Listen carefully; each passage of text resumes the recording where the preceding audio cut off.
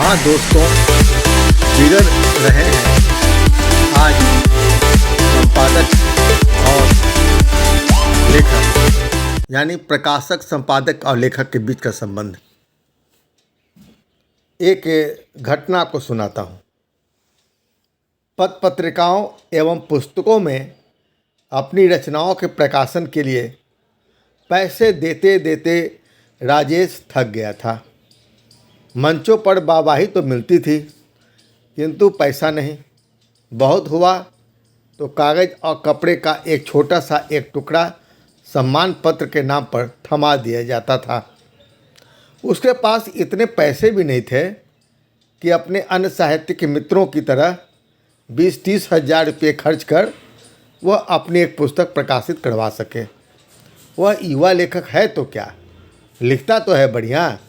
उसे आज के बाजारू संपादकों, प्रकाशकों पर बड़ी खीज आ रही थी।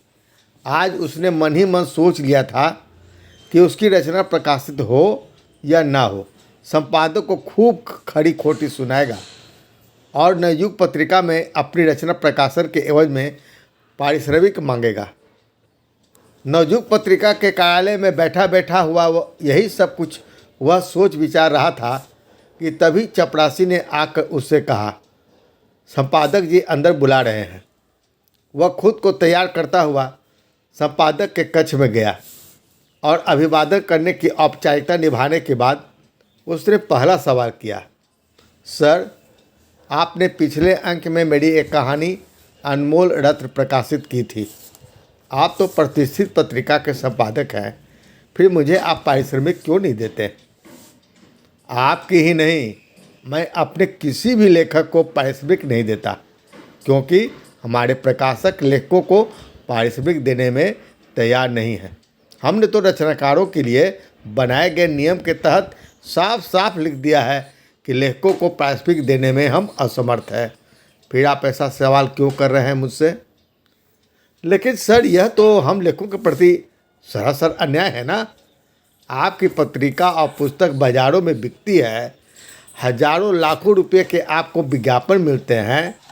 हम लोगों की रचनाओं के बदौलत आपकी पत्रिका और पुस्तक प्रकाशित होती है। आप सभी जगह खर्च करते हैं, तो हम लेखकों के लिए क्यों नहीं भाई? संपादक थोड़ा मुस्कुराते हुए उस लेखक पर तरस खाते हुए बोला, आपको अपने सवाल का जवाब स्वयं मिल जाएगा। आप पहले हमारे सवालों को जवाब दीजिए। थोड़ा रुक कर संपादक जी ने राकेश से आगे सवाल तलब किया। राजेश जी, हमें आप यह बतलाइए कि बिना पैसा दिए कोई दुकान वाला आपको कागज कॉपी दे सकता है क्या? जी बिल्कुल नहीं।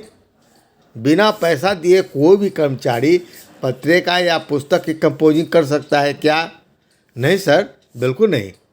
अब आप ही बताइए कि बिना पैसा दिए कोई भी प्रिंटिंग प्रेस वाला हमारी तैयार पत्रिका या पुस्तक की पांडुलिपि को प्रकाशित कर सकता है क्या?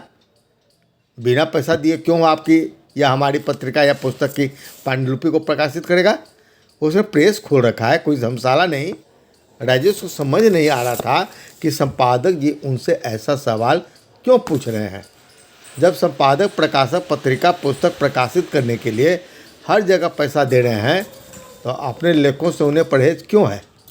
फिर भी वह अपनी जिज्ञासा को शांत करने के लिए जवाब दिए जा रहा था। अच्छा, अब तुम यह बतलाओ कि बिना कमीशन दिए कोई हमारी पुस्तक या पत्रिका को बाजार में बेच सकता है क्या? बिल्कुल नहीं सर।